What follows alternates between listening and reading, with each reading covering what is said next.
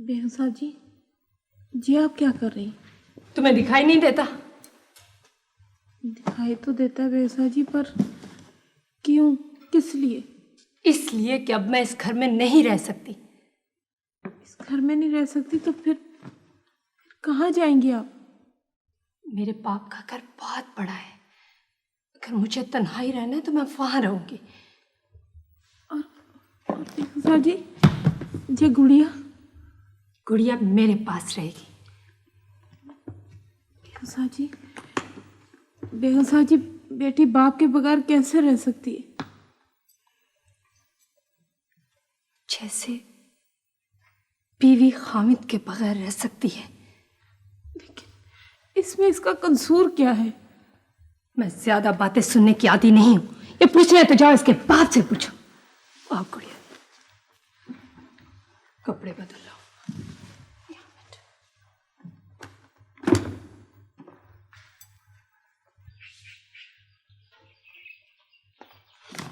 सोने, हाँ? तू कहाँ चला गया था? मैं मामा यकूब के घर गया था पाहिमीर को देखने के लिए। वो गर्म पहले उसका मुंह जल गया है। अब ठीक है बस। तू यहाँ बैठी क्या कर रही है? सोने, मैं इस घर को बर्बाद होते देख रही हूँ। क्या हुआ इस घर को? सोने, बेगम साहब जी ने फैसला कर लिया है कि वो ये घर छोड़ के और गुड़िया को लेके अपने बाप के घर चली जाएंगी। इसका मतलब ये है कि हमारी नौकरी खत्म। इसके बारे में तो मैंने सोचा ही नहीं सोने, कि हमारी नौकरी खत्म हो जाएगी। अब क्या होगा? चांदी, ये बताओ कि अब क्या किया जाए? सोने, एक बात है। हाँ। तुम बेगम साहब जी के अब्बा जी के घर चले जाओ। अच्छा। और उन्हें जाके कहो कि हमारी नौकरी बचा ले। वो नौकरी हमारी कैसे बचा सकते हैं? सोने, अगर वो अपनी बेटी को समझाए कि अपने बरसाती खुदा का घर छोड़ के आना बुरी बात है, हाँ। तो शायद वो समझ जाए। नहीं, ये नहीं हो सकता। हो सकता? क्यों नहीं हो सकता? कल हुआ नहीं मेरे साथ? क्या हुआ? जब मैं तेरे साथ चकट के मामे यकूब के घर गई थी, हाँ। हैं? तो उन्होंने मुझे ना चाय पूछी ना पानी पूछा, उल्टी चिटकें दी। हाँ। वैसे सोने, ऊपर से मैं नाराज थी, अंदर से मैं बड़ी खुश थी कि ये मेरे फायदे की बात कर रहा। चांदी, वो तुझे ना ऊपर से झटके दे रहे थे, अंदर से ना तुझे समझा रहे थे। हाँ, ये तो मुझे पता है, ठीक है, अंदाजा हो गया था वैसे मुझे। चांदी, वैसे कुछ बैल होते हैं जिनको ना करे ना तो चल पड़ते हैं। हाँ। और कुछ को छांटा मारना पड़ता है। हाँ, ये तो ठीक न। क्या? मैं बैलों की बात कर रहा था। हाँ, अपनी बरादरी की बात तो तू बहुत अच्छी तरह करेगा। चांदी छोड़। और जाके ये देख कि बेगम साहब को रोका कैसे जाए। तुम ऐसा करो, तुम ये तरीका करो कि तुम किसी तरीके से बेगम साहब को सिर्फ आधे घंटे के लिए रोक लो। मैं मनोहर साहब के पास जाता हूँ। आधे घंटे के लिए? बस। ठीक है। तो तुम ऐसे करो, हाँ? कि ये अपनी कड़ी मुझे दे जाओ। ये कड़ी? हाँ, ये कड़ी दे जाओ। नहीं तो ऐसा करो ना। हाँ। वो जो अंदर कड़ी है ना, हाँ। दीवार के साथ बड़ी कड़ी, वो तुम देख लेना। ये छोटी कड़ी है, इसमें तो आधा घंटा जूं गुजर जाएगा। मुझे पागल ही समझता है। चल, तुझे तो नहीं कह रही सोने, मैं अपने आप को पागल कह रही।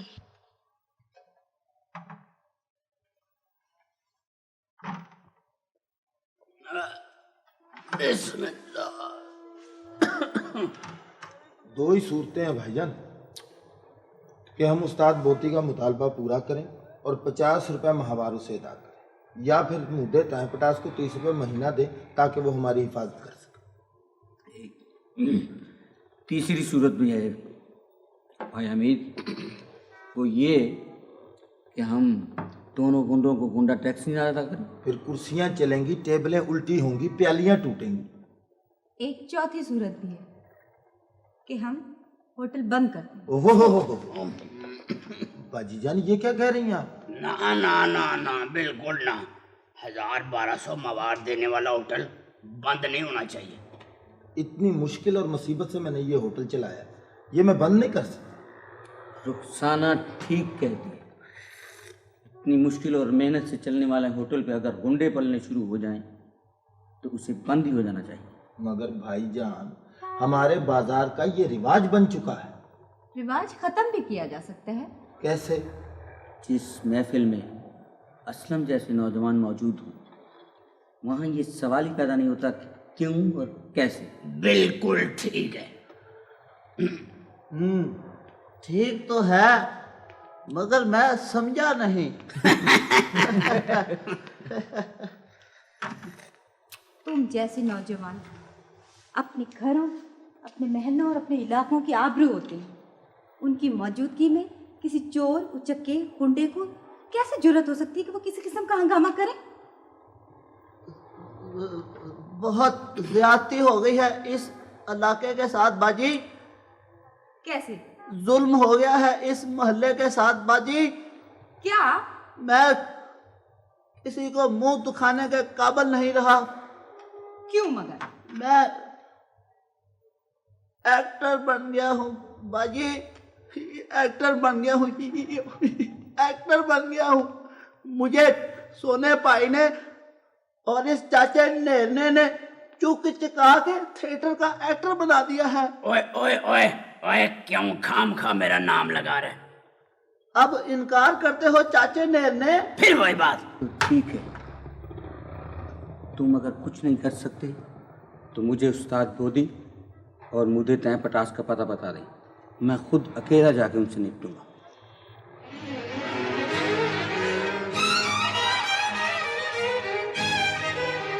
मुझे पता है जी, मैं चलूंगा आपके साथ।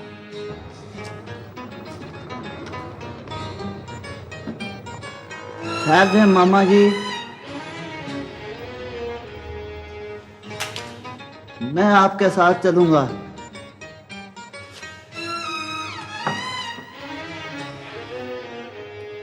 हम सब आपके साथ चलेंगे। तो फिर मैं अकेला पीछे क्या करूँगा? मैं भी चलूंगा।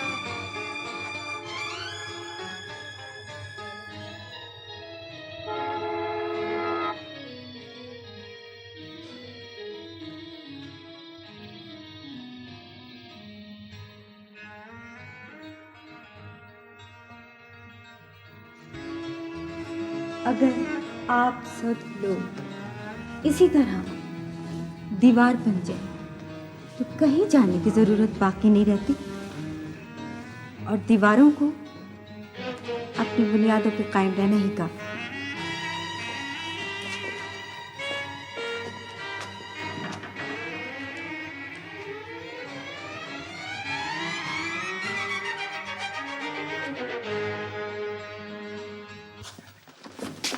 सोना साहब क्या बात क्या है? सोने साहब, आप हमें थिएटर में काम दिलवा दें। जी, आप हमारी सिफारिश मुनव्वर साहब से या खलील साहब से कर दें। वो जी, मैं तो बड़ा मामूली सा आदमी हूँ, मैं क्या कर सकता हूँ? आप सब कुछ कर सकते हैं जनाब। आपने उसको असलम को रोल दिलवाया है।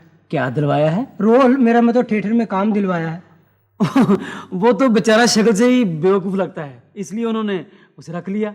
देखें जी, हमारी शक्लें क्या किसी से कम है? हम उल्लू नहीं बन सकते। अगर आपकी किस्मत अच्छी हुई, खुदा को मंजूर हुआ, तो आप बन जाएंगे, लेकिन उसके देर है अंधेर नहीं। सर, हम आपकी हर तरह से खिदमत करने को तैयार हैं। क्या मतलब? सोना साहब, मतलब यह है कि हम आपको कमीशन देंगे।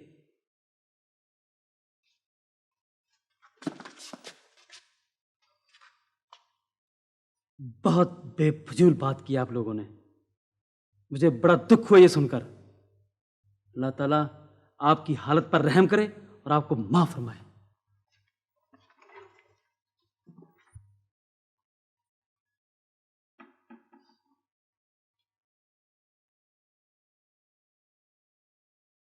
साहब जी कहाँ? कौन से साहब? मुनव्वर साहब। मैंने नहीं देखे। अंदर तो नहीं खलील साहब के पास? पता नहीं, जाके देख लो। अच्छा।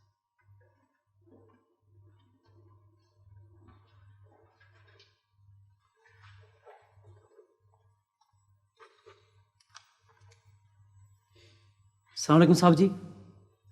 साहब जी, वालेकुम अस्सलाम। तुम्हें साहब जी, यहाँ मुनव्वर साहब तो नहीं? अगर यहाँ होते सोने तो तुम्हें दिखाई दे देते। अब मैं उन्हें कहाँ ढूंढूं? क्यों, क्या बात है? कुछ परेशान दिखाई दे रहा? साहब जी, सिर्फ उन्हीं से बात करने वाली थी, बड़ी ज़रूरी बात। क्या हुआ? वैसे साहब जी, आपसे ही बात की जा सकती है। क्या बात है? सर, बात यह है कि मुनव्वर साहब की बीवी, यानी कि आपकी बेटी, अपना सामान बांध कर अपने बाप के घर, यानी कि आपके पास आ रही है। क्यों? सर, इसलिए कि वो कहती है कि मेरे बाप का घर बहुत बड़ा है।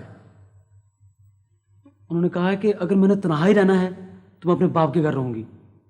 साहब जी, आपने बताएं कि बीवी का असली घर खामद के दिल में होता है, बीवी का असली घर शौहर के दिल में होता है सलमा बेटी। उस दिल में मेरे लिए कोई जगह नहीं रही डैडी। हो सकता है कि तुमने उस दिल में झांक कर ही न देखा हो। अभी कल ही तो मैं आपके साथ वाले कमरे में झांक कर गई हूँ। रहीला और मनवर अपनी अपनी जात के हिस्से जोड़ रहे थे। साथ के हिस्से जोड़ रहे थे? क्या मतलब? एक कह रहा था कि तू मेरी जात का वो हिस्सा है जो तुमसे जुदा कर दिया गया, और दूसरा कह रहा था कि मैं तेरी जात का वो हिस्सा हूं जो मुझसे जुदा कर दिया गया। ये तो हमारे नए स्टेज ड्रामे के डायलॉग्स हैं बेटी। मगर किसने लिखे हैं ये डायलॉग? किस लिए लिखे हैं? क्यों लिखे हैं? देखो बेटी, तुम अपनी मां के नक्शे कदम पर चल रही, वही लहजा, वही अंदाज, यही रवैया हुआ करता था तुम्हारी मां का। पहले मैं सोचती थी कि मेरी माँ का रवैया दुरुस्त नहीं था, मगर अब अंदाजा होता है कि वो भी इन्हीं तजर्बात से गुजरी होंगी। कसूर तुम्हारा नहीं, तुम्हारी अम्मी का है, जो तुम्हारी रगों में नफरत छोड़ गई है। अब अगर तुम समझदारी से काम लो तो गुड़िया की मासूम रगे इस जहर से महफूज रह सकती हैं। समझदारी से आपकी ये मुराद है कि मैं ये जहर पी लूं? मैं यकीन से कह सकता हूं मनवर ऐसा नहीं जैसा कि तुम समझती हो। मेरे तजर्बे में आया है कि उसमें कोई ऐसी वैसी बात नहीं जो काबिल एतराज हो। क्योंकि आप किसी बात को भी काबिल एतराज नहीं समझते। सलमा, मैं बहुत दिनों से आपसे एक बात करना चाहता था। मैं जानता हूं। आप क्या जानते हैं? मैं जानता हूं तुम मियां बीवी में कुछ गलतफहमी पैदा हो गई। अभी थोड़ी देर पहले सलमा यहां आई थी, मैंने उसे समझाने की कोशिश की है। उम्मीद है कि वो समझ गई होगी। मुझे ऐसी कोई उम्मीद नजर नहीं आती।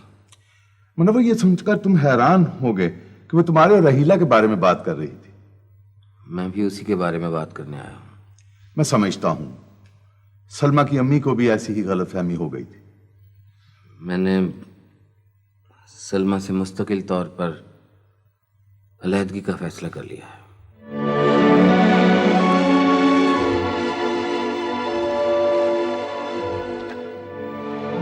और मैं शादी कर रहा हूं। कहां?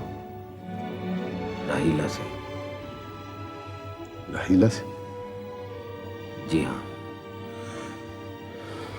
तुमने राहीला से बात की? इशारतन। शादी ब्याह के मामलात इशारतन तय नहीं होते, दो टोक फैसले होते हैं। वरना जो बात तुम अभी मुझसे कह रहे हो वो कल रहीला के बाप से कह रहे होगे।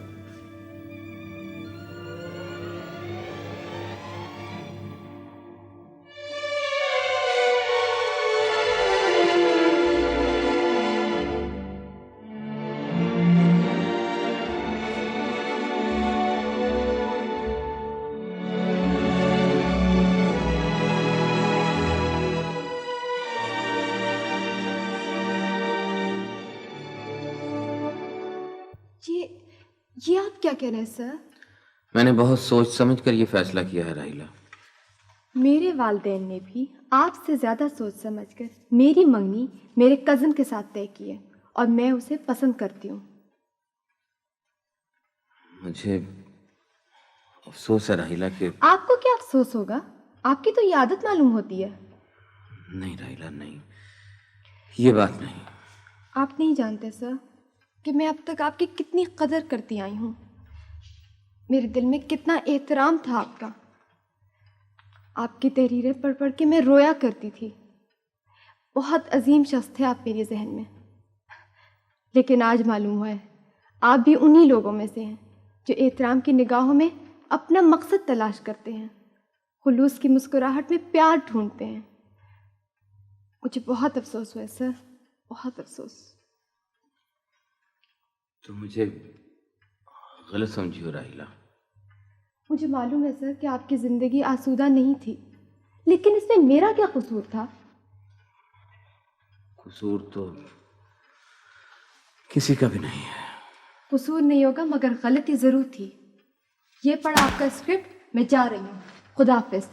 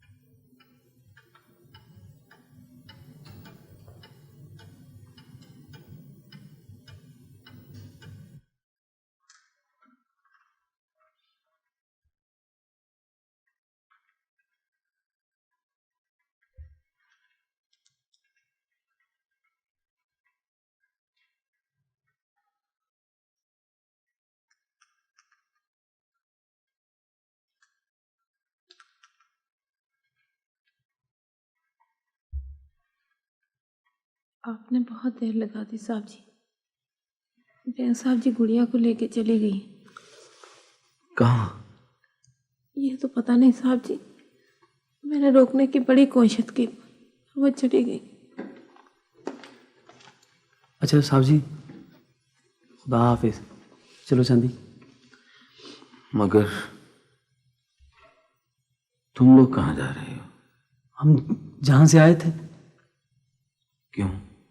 साहब जी, यहाँ मैं गुड़िया लाई थी, गुड़िया ही चली गई तो हम भी जा रहे। साहब जी, गुड़िया यहाँ से जाना नहीं चाहती थी, वो यहीं रहना चाहती थी। यहाँ से ये तो मालूम था कि इस दीवार की दूसरी तरफ उसके अब्बू हैं। अगर आप चाहते साहब जी तो उन्हें रोक सकते थे। साहब जी के पास इतनी फुर्सत ही नहीं है। फुर्सत की बात नहीं है सोने, यहाँ शहर में दीवारें बहुत मोटी मोटी होती है और दीवारों पे जो बारियां होती हैं ना, उन पे बहुत मोटे मोटे पर्दे पड़े होते हैं। असली फूल कब्रों पे डाले जाते हैं और जो नकली फूल होते हैं वो गुलदानों में सजाए जाते हैं। चलो सोने। साहब जी, चांदी की ये बातें बहुत अच्छी हैं, किसी ड्रामे में लिखनी हो तो लिख देना। क्यों चांदी? हमें और भी बहुत अच्छी अच्छी बातें आती हैं साहब जी, अगर चाहिए हो तो आपको भेज देंगे। ठीक, चलो। अच्छा साहब जी, खुदा हाफिज। खुदा हाफिज। साहब जी, तनख्वाह की फिक्र ना करना, हमें बेगम साहब ने दे दी। खुदा हाफिज। खुदा हाफिज।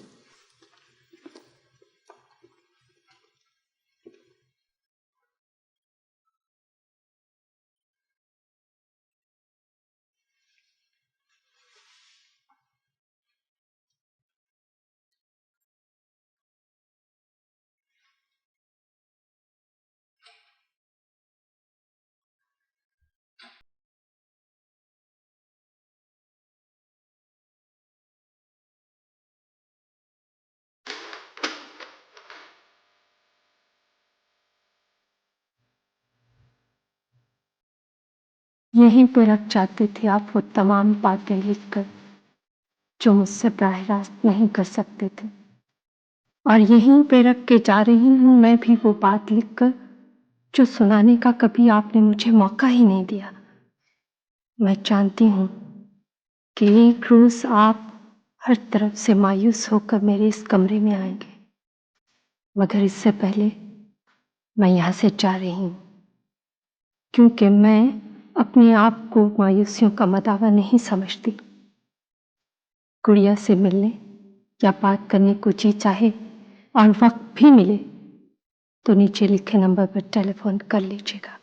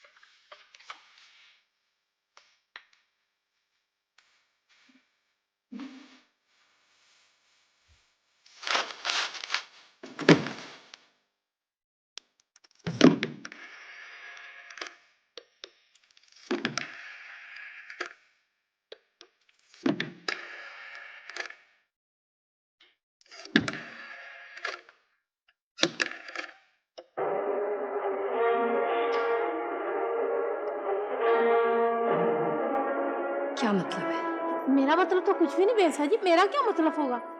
मेरा मतलब बताने का तो सिर्फ यही था कि गुलदान कैसे टूटते हैं।